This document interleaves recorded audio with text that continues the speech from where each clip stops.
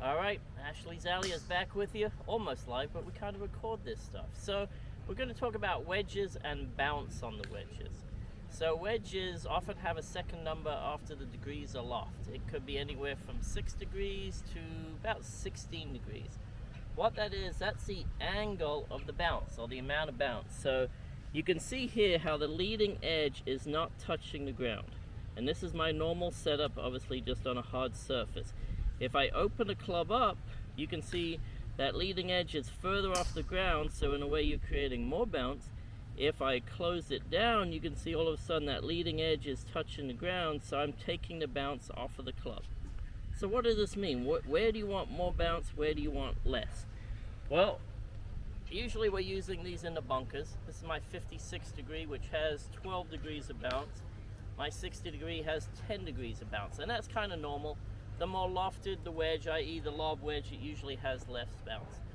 But where you want the bounce is you want more bounce the softer the sand, because you're going to make a descending blow into the sand.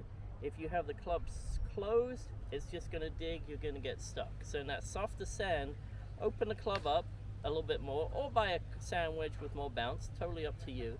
That way when you come down and hit the sand, there's more restriction, so you take a nice shallow divot and get through the sand without too much trouble.